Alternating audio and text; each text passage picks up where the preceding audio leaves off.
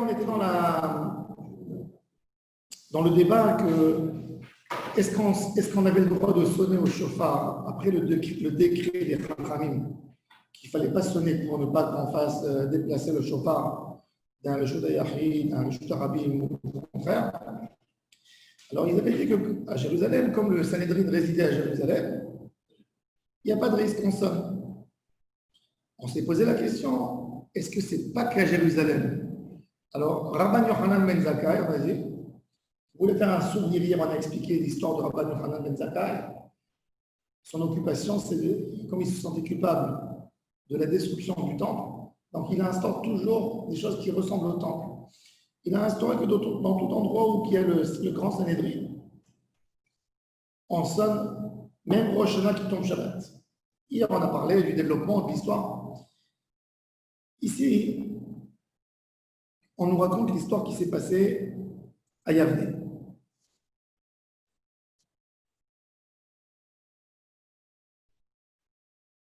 Comment ça a commencé? Alors, dans les lignes larges, première Mishharar Bet Amigdash Atkin Rabbi Yochanan ben Zakkai. C'est intéressant parce que dans la Gemara, c'est écrit Rabbi Yochanan ben Zakkai, et dans la Gemara, dans la citation, et dans la Mishnah, c'est Rabban. Rabban. Quelle est la différence entre Rabbi et Rabban? Il n'y a pas le mot Rabbi en hébreu, c'est Ribi, mon maître. Par contre, Rabban, c'est le Gdolador, même que tu n'as pas étudié chez toi, il est ton Rav. Ça, c'est Rabban. Rabban. On n'a pas beaucoup donné ce titre de Rabban. On a Rabban Gamliel Azakir, Rabban Shimon ben Gamliel, Rabban Gamliel, Rabban Yochanan ben Zakkai. Très peu de Tanaïm ont eu ce titre de Rabban. Donc, alors, il dit comment ça s'est passé? Pas Marat, Chal Rosh Hashanah Liyot le Shabbat. Et ce Rosh Hashanah-là, tous les gens de la région de Yavne, les villages à côté, ils sont tous venus à Yavne pour entendre le shofar. Pourquoi? Parce qu'il faut comprendre que les gens, ils ne savent pas, dans la région, ils ne savent pas c'est quand Rosh Hashanah. Est-ce que Elul, il aura 29 jours ou 30? Donc, ils étaient tous à Yavne, dans le siège du Sanhedrin, pour voir qu'est-ce qu'il va dire pour Rosh Hashanah. Donc, tout le monde était là. Ça rentre, ça tombe Shabbat. Rabban Yochanan, il a dit aux Bnei Betera, les Bnei Betera étaient plus âgés que lui, étaient moins érudits en Torah que Rabban Yochanan ben Zakkai. Les Bnei Betera, c'était les chefs du dernier Sanhedrin, le dernier Sanhedrin qui a eu lieu avant Bet Shammai et Bet Hillel. Après Bet Shammai et Bet Hillel, Bnei Betera, déjà, ils ont renoncé leur place à Hillel, mais c'était une famille qui s'appelait Betera, qui était érudit en Torah. Ils étaient avec Rabban Yochanan. Rabban Yochanan, c'est le plus petit élève de Hillel Azaken, le premier de l'époque des Tanaïm. Et il voit les Bnei Betera, il leur dit alors, on sonne Shabbat. Ils lui ont dit, viens, on fait un débat au Beth Midrash et après on décide ce qu'on sonne. Il a dit non, vous ne pouvez pas laisser le public attendre le débat. On sonne et après on fait le débat. Ok. Il les a eu, on va voir comment il a fait. Alors il leur a dit, nous allons sonner et après nous allons discuter. Ok. Ils ont sonné, la Hashtako Amoulon Adoun, venez, on sonne. Amar Lahem, Kvar Nishmea Keren Beyavne, Ve'en Mishivin, Le'achar Maaseh. Vous voulez juger, vous voulez maintenant discuter sur ce qui a déjà été fait. Ça y est, ça a été fait. En fait, il a été un petit peu brouillon. C'est pas, et là on voit que des fois un rave, c'est pas que de la décision, on voit que même dans la règle halakhique, Rabban Yochanan il avait une opinion. Il a dit, pour lui, le décret de la Torah, même le décret de Chachamim d'annuler la mitzvah de la Torah, c'est pas sur Jérusalem, c'est sur tout endroit où il y a un bédine. On voit qu'un décisionnaire halakhique, il a besoin des fois d'utiliser même de la politique. Dans tout halakha, il faut mettre 10% de la politique. C'est-à-dire, par exemple, faire un jeu par rapport à la halakha, mais par rapport au fait que la halakha elle soit acceptée, tu as besoin de négocier. C'est pour ça que, par exemple, dans la Gemara, on nous dit, quand il y a deux extrêmes, il y a trois avis. Deux extrêmes, tu suis celle du milieu. Pourquoi? Parce que celle du milieu, les gens, ils peuvent être d'accord avec. C'est pas qu'ils passent d'une extrême à une autre extrême. Un homme tu dis moutard, et l'autre, il dit assour. Tu ne peux pas dire à la personne qui dit moutard, lui dire, dis depuis maintenant que c'est assour. À celui qui dit assour, dit que c'est moutard. Quand tu lui dis c'est moutard dans certaines conditions et c'est assour dans certaines conditions, il peut être d'accord avec. Donc, il faut que ce soit accepté aussi. Et c'est ce qu'il a fait Rabban Yochanan ben Zakkai. Il leur a dit, tout le monde est là. Zéouzé maintenant, Nishmea là. Et il a voulu en fait leur instaurer cette halakha. Ok.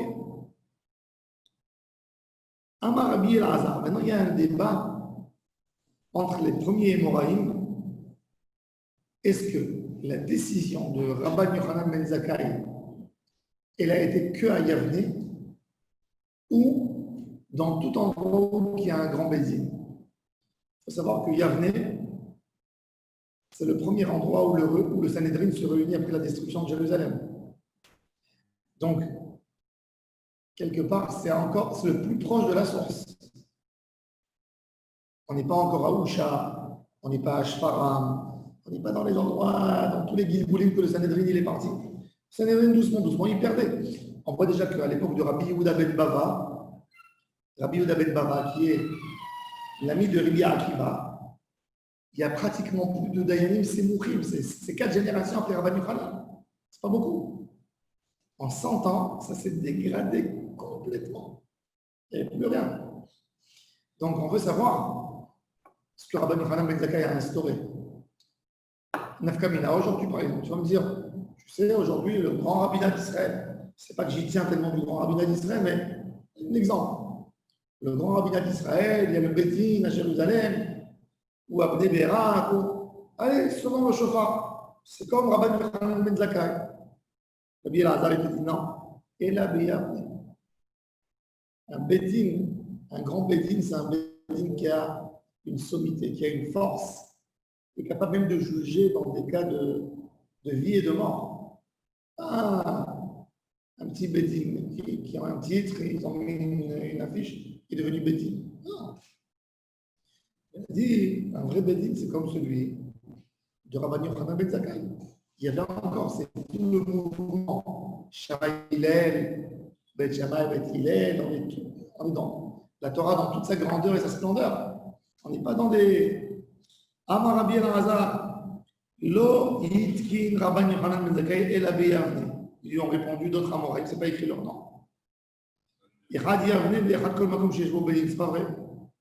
Tout endroit où il y a un Bédin, on peut. Alors, ça veut dire Amoulo. Amoulo, c'est Tanakama. Tanakama, il a dit. Il a dit Amoulo, Aïnou Tanakama, il y avait un Bédina de Akra, un Bédin qu'on a monté. C'est-à-dire, par exemple, imaginez-vous, à l'Akbar Omer, il y a un Miron, 300 000 juifs qui vont prier. Il y a quelques rabbins, ils viennent là-bas, ils montent une estrade et ils construisent Bédine Miron. Toi, tu viens, on te dit, il y a une décision de Bédine qui a été prise. Monsieur, Bédine de qui? De quoi? Qui vous a nommé? Vous avez vu une grande foule, vous avez décidé que vous êtes Bédine, chacun il vient de sa ville. Il a ses rabbinim. Vous ne pouvez pas imposer. Ça s'appelle Bédine Akraï. En fait, il s'est proclamé et il essaie d'impacter les autres. Exact. Il a profité de l'occasion qu'il y a un grand nombre de personnes qui sont là. Est-ce que ce Bédine de Akraï, il peut. C'est quoi? Où il y avait encore des Bédine Akraï? Les Bédine Akraï étaient très fréquents à l'époque dans les souks. Dans tous les souks, on avait des Bédine Akraï. Il y avait les foires. Il y avait des foires et tout le monde venait dans la foire. Il y a des litiges. Donc, ils montaient un bédine avec des Des fois, c'était même les commerçants, les plus érudits en Torah. Et là, il dit, voilà, toi, tu t'assois maintenant aujourd'hui, moi, je m'occupe de ton business, règle les problèmes, suis que tout est dans les... Chez les Juifs ashkénazes, il y a ce qui s'appelait, ça a duré pendant 300 ans. Ça a été annulé après les émeutes des Cosaques. Ça s'appelait Varad Arba Aratzot. Varad Arba Aratzot, c'est quoi? C'est la Russie blanche, la Pologne, la Lituanie et l'Allemagne. Ils se réunissaient dans les... Ça s'appelait Varad Arba Aratzot. C'était quand il y avait les grandes foires de Leipzig. Il y avait en Europe les foires européennes, c'était connu. Les Juifs venaient de toute l'Europe pour les 3 mois de commerce. Il y avait des grandes foires en Allemagne. Et ça tournait. C'était dans des grandes villes centrales. C'est comme aujourd'hui qu'il y a la foire à Canton. Les gens du monde entier, ils vont à Canton. Tu vois là-bas, quelqu'un qui a inventé une machine, c'est là-bas qu'il va la vendre. Ben, tous ils allaient à Leipzig ou dans ces villes. Et c'était l'occasion pour les rabbins juifs de faire passer les décisions dans toute la diaspora. Qu'est-ce qu'ils faisaient les rabbins? Tous les rabbins des grandes villes, ils venaient là-bas. Et durant la foire, ils faisaient passer des décisions, ils faisaient des votes pour passer certaines lois et certaines minagim, takanot. Et ils signaient tous, ils authentifiaient par Varad Arba Aratzot. Et personne qui pouvait brancher. Tout le monde était obligé de se plier à la règle. Et pourquoi ils n'ont pas la même pour des lettres? Si, c'était des rabbins, des représentants des villes qui venaient. C'est-à-dire, il y avait un grand rabbin de Berlin, un de Francfort, un de Varsovie, un de la ville. Des grands représentants, ils venaient. Il y avait les présidents de communautés. C'était comme un Sénat. C'est-à-dire, il y avait une proposition. Elle passait d'abord chez les présidents pour voir est-ce que les gens qui connaissent, ils ont le tact avec le monde, le public, est-ce que ça peut marcher, est-ce que on peut l'instaurer. Après, ça passait dans les votes de la décision de la réunion. Quand il y a eu une vote, une fois après, il essaie de convaincre, il fallait qu'il y ait une majorité écrasante. Et ils signaient tous là-dessus et elle était acceptée. Il y a beaucoup d'halachot chez les Ashkénazes qui sortent par le Varad Arba Aratzot. Il y avait des années, par exemple, c'était après les émeutes, ils ont interdit aux femmes juives de porter sur elles plus qu'une chaîne et une bague simple pour ne pas que les goïms ne pas attirer l'attention et ne pas faire des pogroms. Ils ont pris beaucoup de choses, ça veut dire ils donnaient des taux, des prix, ils fixaient quelle sera la paye qu'on peut payer à un employé juif, etc. Ils ont interdit, à un moment il y avait des problèmes avec des femmes de ménage, juifs, il y avait des conversions, des trucs. Ils ont interdit. Chaque génération, ils se mettaient. Et c'était des décisions qui étaient prises une fois par 4 ans. Ils se réunissaient, c'était une grande réunion, et ils décidaient.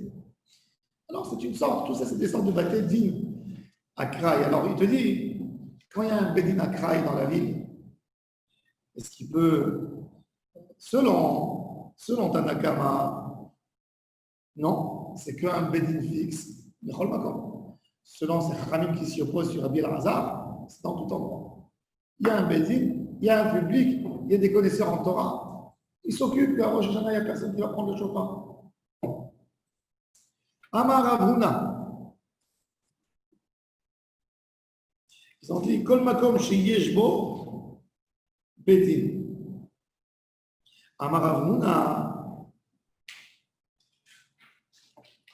On ne lit pas Yeshbo Bedin, Verim Bedin. C'est quoi Verim Bedin?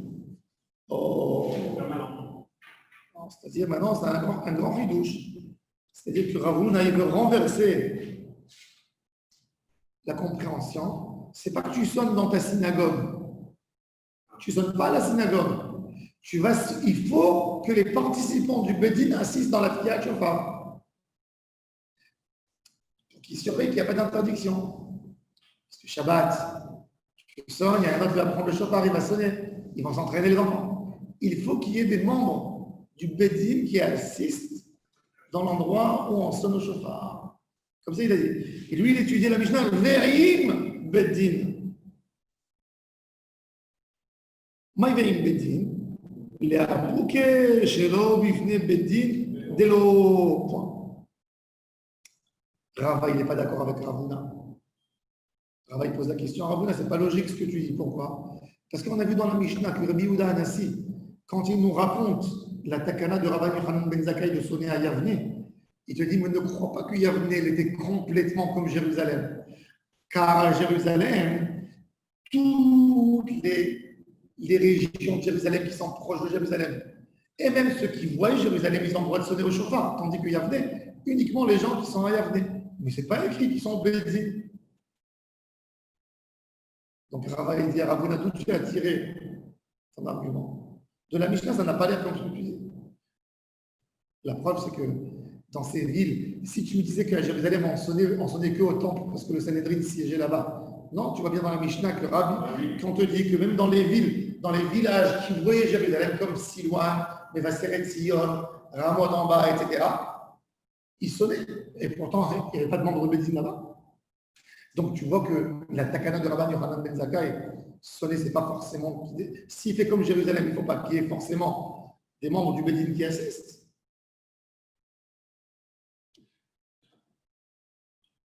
Alors il dit, Metri ve'odzot הייתה ירושלים מתירה על יבנה, מהי ve'odzot? אלי מה כדקטנה? זאת מבא אלה, אלא דירושלים תוקעים יחידים, וביבנה אין תוקעים יחידים. Il te dit, bon, je peux dire,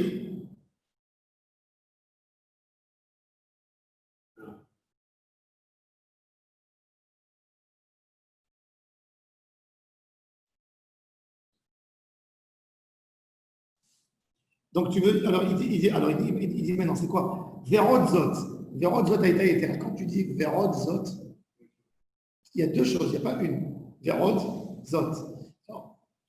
Dis-moi qu'il y a deux choses. Dis-moi que à Jérusalem, c'est les Yahidim qui sont toqués.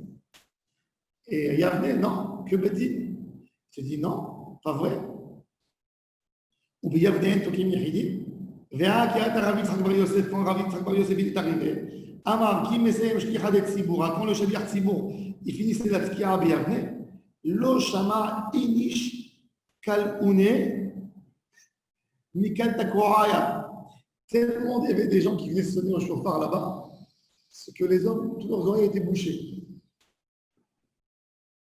À Jérusalem, à Yavne, tout le monde sonnait. Donc on te dit, c'est pas vrai, il n'y avait pas Bédine. Et la lave de Birushalayim, Tokrim, Ben Mizman Bédine, ou Ben Shelo Mizman Bédine. Je te dis à Jérusalem, la Gemara veut comprendre. À Yerushalayim, on sonne toujours. C'est-à-dire que c'est quoi toujours? Même le Bédine, même avant Shoshana, il faut savoir. Intéressant. Même Yom Tov. Vous savez qu'en France, le tribunal, il est ouvert toujours, même dans les jours fériés, pour juger des cas urgents. Il est ouvert, il n'y a pas un jour qu'il est fermé. Ça n'existe pas un jour. La justice doit se faire tout le temps, dans l'idée. Donc le tribunal, même en permanence, même un jour férié, le jour de l'an, il est obligé d'être ouvert 1 heure, 2 heures, pour que quelqu'un qui crie, il y a un problème maintenant ici, il y a quelque chose de très injuste qui se passe, qu'il y ait des gens qui donnent l'ordre d'arrêter. Tu parles de même Yom Tov. Même Yom Tov, le Bédine, il ouvrait quelques heures. Sans écrire, sans rien, mais ils étaient là. Où tu vas prendre pour porter une plainte? Il y a au Beth Amikdash quelque chose qui se fait pas bien avec les Kohanim. Ils font une halakha qui contredit la Torah. Il faut tout de suite stopper. On montait, l'Ishkat Gazette était ouverte jusqu'à midi.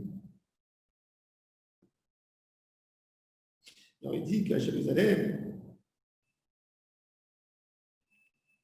le Meiri, il prolonge ça, le Meiri, il raconte comment c'était l'ordre du Bédine dans les jours fériés, les jours de Yom Tov. Mais jusqu'à 6 heures même, aux jours fériés, normalement, le Sanhédrin, il est ouvert jusqu'à la Shkia, tous les jours. Du matin, net, jusqu'au soir. On juge le peuple. Et Chachamim, il parlait toujours que le Dayan doit être accessible à tout le monde. qu'on vient, qu'on ne tire pas les problèmes. Vite, vite, il faut résoudre tout. Et donc, là-bas, même les jours fériés, les jours de Yom Tov, il n'y a pas de scribe, il n'y a pas, mais on est là. Il y a 3 dayanim. S'il en faut, on les appelle les autres pour régler les histoires. Alors, il te dit, le Bédine, il a fermé à midi. Est-ce que j'ai le droit? Maintenant, il y a un minyan, il vient, il prie au Beth Amikdash à la Hazara, il veut faire Moussaf. Ils ont le droit. Sur l'esplanade, il y a de la place. Alors, ils sonnent au chauffard. Ils ont le droit ou ils n'ont pas le droit? Shabbat. Le Bédine n'est plus là. Je veux dire, parce que le Bédine ne peut pas ils sont au contrôle, leur dire ne sonnez pas. Ouais. Ils ne sont pas surveillés, disons. Ouais. Tu me dis, Jérusalem, Bisman Bédine, Shelo Bisman Bédine, Mota. Ou Beyavne, Bisman Bédine, In, Shelo Bisman Bédine, Lo. Uniquement dans les heures, même à Yavne, avec le Bédine ouvert. Ah, tu sonnais que quand le Bédine est ouvert. Les heures qu'on peut savoir que ça peut être sous contrôle.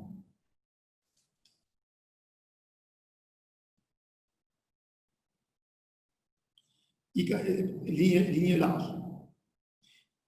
Première ligne. Ika de matnela de ravuna a adirtiv. Biyom Kippourim, ta'aviru shofar bekol artsechem.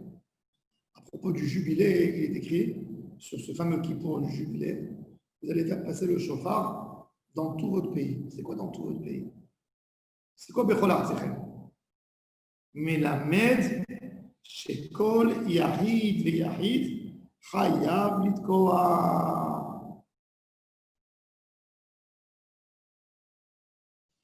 C'est quoi Yahid Chayav Litkoa? Alors, il y a plusieurs explications. L'explication la plus simple. Kol Yahid Yahid Chayav Litkoa. Pourquoi on sonne le jubilé?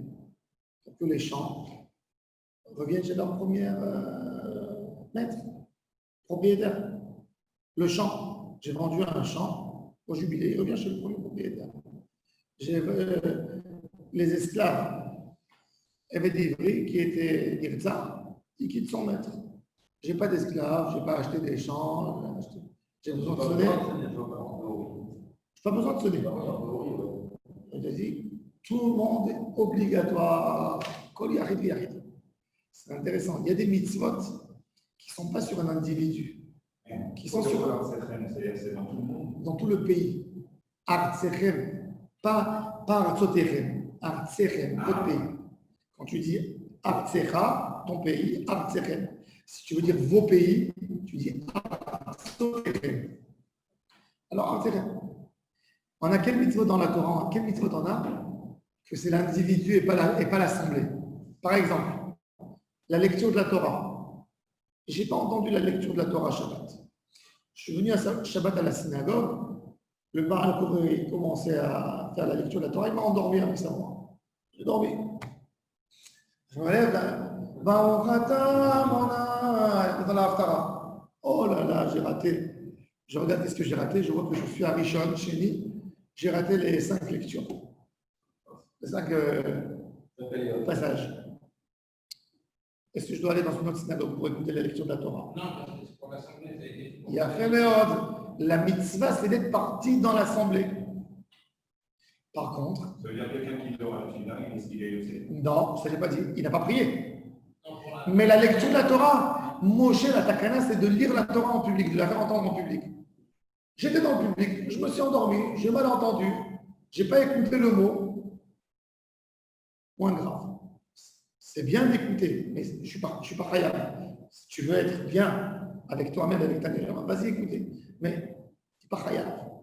Tandis que Parashat Para, selon beaucoup des religions, mais Parashat Zachor, que là, la mitzvah, la Torah te dit Zachor et Asher Asa Lecha Amalek, là, chaque individu, il est obligé de faire tout pour être compté parmi les 10.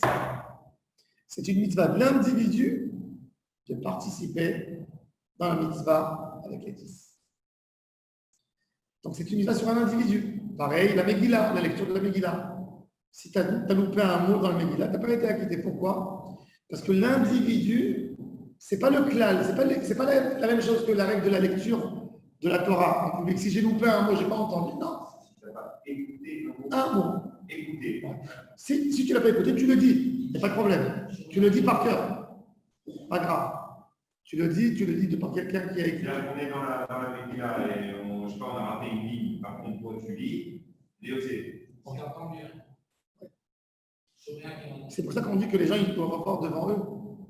C'est bien d'avoir une Megillah cachère pour pouvoir lire là-dedans. Si tu as raté un mot, tu le lis toi dans le texte.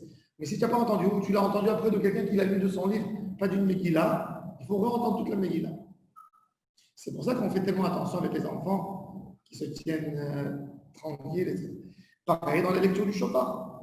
Le shofar, c'est pendant le jubilé, la Gemara te dit, la mitzvah, elle est sur chaque individu. On va voir même Rosh Hashanah, c'est pareil. On va pas prendre tout. Non, on apprend Rosh Hashanah. L'itkoa, la mitzvah, c'est pas l'itkoa, c'est l'ishmoa, après le shofar. Alors il dit, mais la même chose, yachid v'yachid, chayav l'itkoa, amaravuna, ve'im bedin. C'est quoi ve'im? Encore une fois, il ramène. Alors avant, on a ve'im bedin. Moi, ve'im bedin. Alors, comme eux, ils apprennent de cette manière. Bisman bedin, la pouquet, chez l'homme, bisman bedin, dès l'eau. Pour venir exclure quand il n'y a pas de bisman bedin, non. Metiv Rava.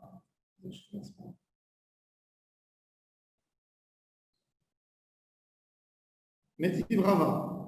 Rava, il a posé une question.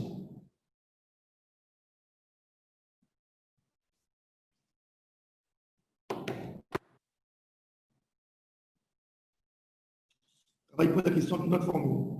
Metiv Rava.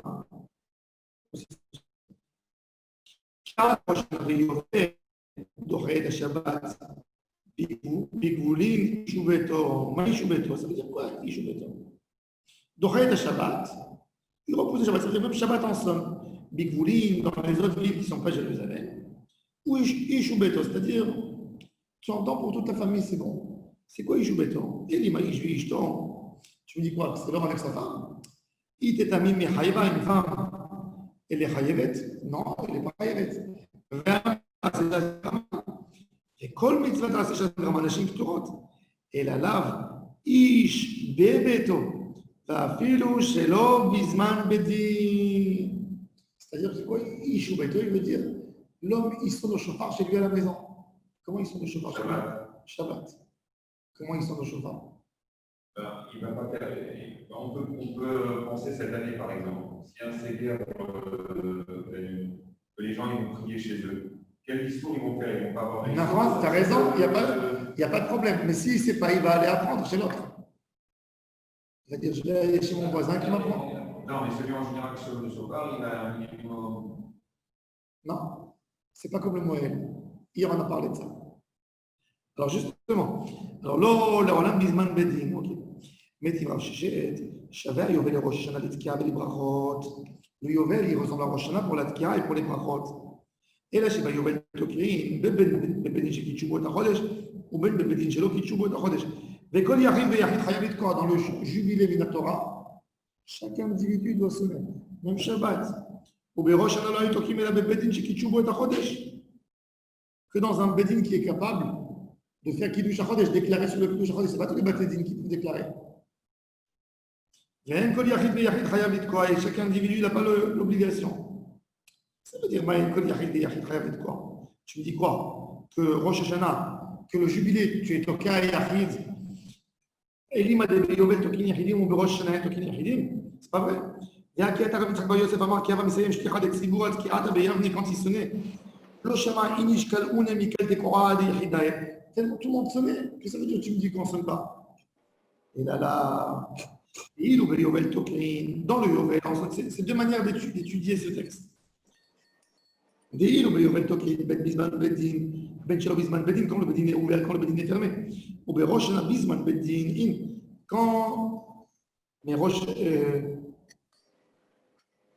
Bedin est ouvert, oui, quand il n'est pas ouvert, non. Regarde, Yovel, Ben Bisman Bedin, Ben Shelo Bisman Bedin. Tu vois que dans le Yovel, c'est toujours, c'est moutard. Comment c'est moutard? Non, là, on l'a, Bisman Bedin, c'est uniquement au moment du Bedin d'Arikatan. Ainsi, il va nous dire, Beyovel, Bisman Beddin Tokin, Ben Livne Beddin, Ben Shelo Livne Beddin. Dans le Yovel, on sonne devant le Beddin et pas devant le Beddin. Berosh Shana Tokin, Bisman Beddin, ou Bifne Beddin. Rosh Shana, on sonne dans le Zman où le Beddin est ouvert et devant le Beddin. Itman Amin. Il est écrit aussi.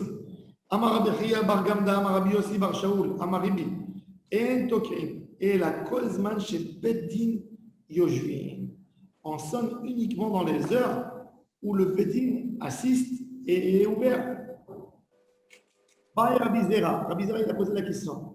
Nina'aou la ramod v'lo, c'est-à-dire le Beddin il est assis. Les Naïms disent alors, qu'est-ce qu'il y a encore à aborder comme sujet aujourd'hui? Il y a le vieux Chacham, il se lève déjà, il met son pull. L'autre, il ferme ses livres. Et l'autre, il va ranger les choses en place. Ils sont encore là. Mais ils ont fini. Il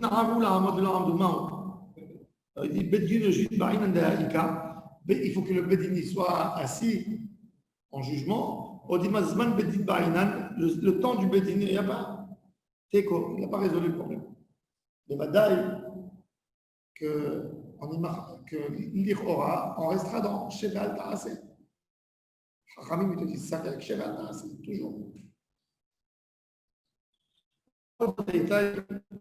Yerushalayim Yetera al Yavne. Il y avait un autre avantage que Jérusalem avait sur Yavne. Tous les villages de Jérusalem, ils sonnent au chauffard comme Jérusalem. Shabbat. Roa. On nous dit, ça veut exclure quoi Roa. Prat le Yoshevet Banachal. Il y a des fleuves. Nahal Sorek, en bas.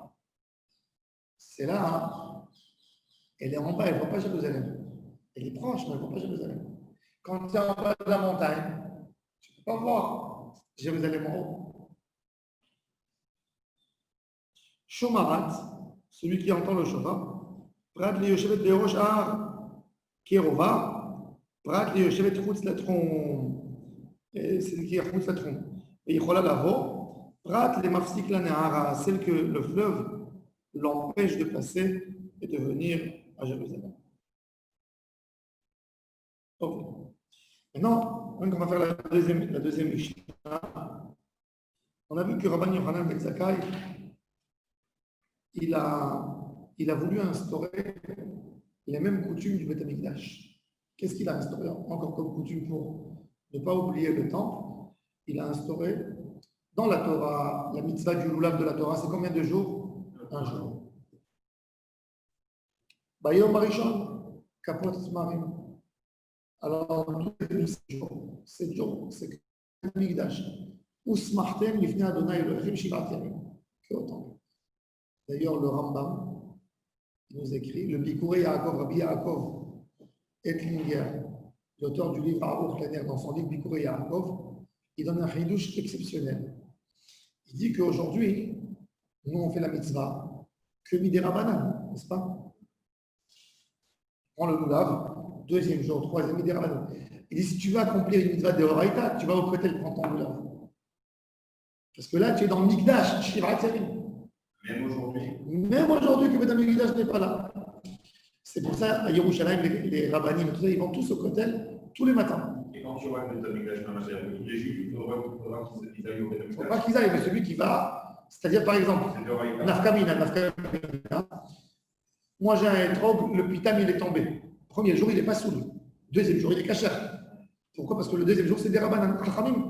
Ils ont dit, on ne t'embête pas. Il a la forme du étrog, c'est bon. Si je vais à Jérusalem, je rentre au temple, il n'est pas saoul. Il faut les 7 jours comme le premier jour. Shiva Yamim. Alors, Rabban Yochanan ben Zakkai, il a dit, Beth Amikdash, il a été détruit. Comment on se rappelle Sukkot du Beth Amikdash, qui était tellement cher à nos yeux? Comme je vous ai dit, il sentait une culpabilité. Il a dit, je vais instaurer que tout un Israël, pendant 7 jours, ils vont faire comme si Beth Amikdash est là. Et dans tout Israël, on prendra le lulav 7 jours. Ça, c'est la takana de Rabban Yochanan ben Zakkai. C'est que par takana.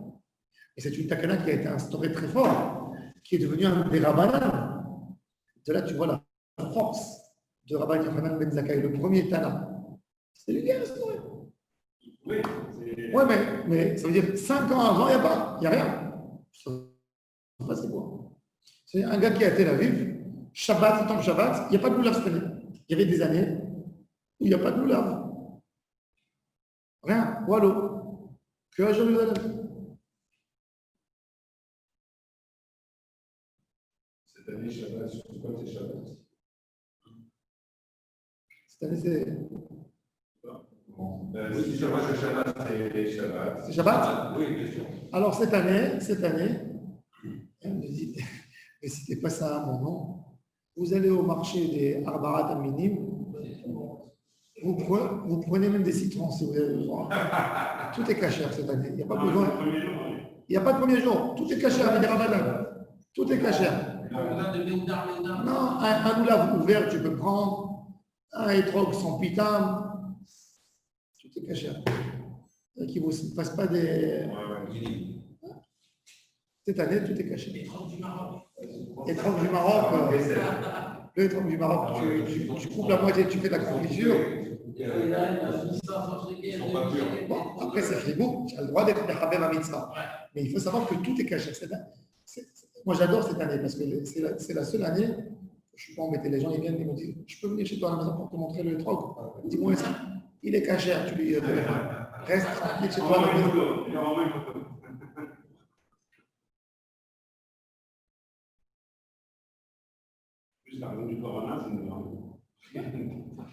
Vous payez un prix correct.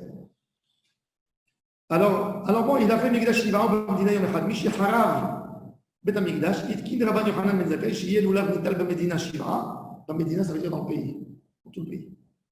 Zecher l'Amikdash. Et qu'est-ce qu'il a fait encore? Et là, c'est une halakha très importante. Pratiquement, on l'a oublié. C'est le Hadash. Le Hadash, à l'époque de la Torah, le 16 Nissan,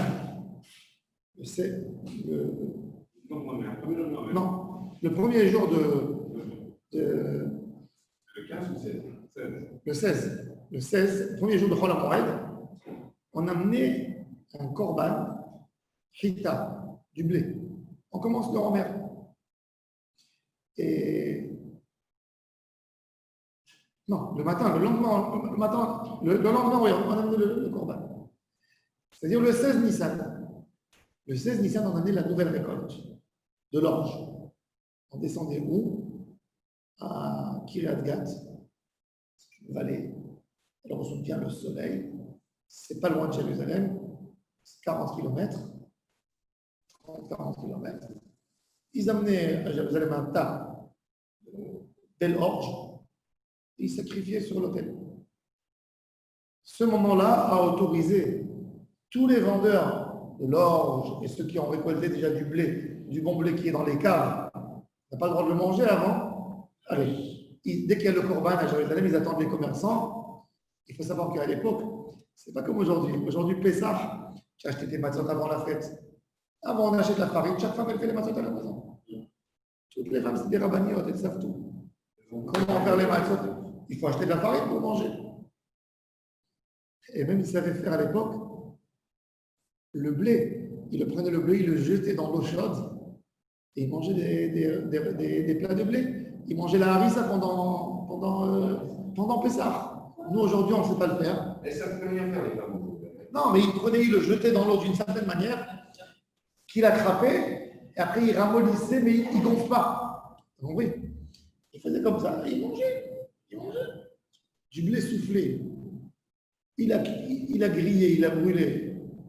Il n'a pas gonflé d'une manière hametz. Il n'y a pas de problème.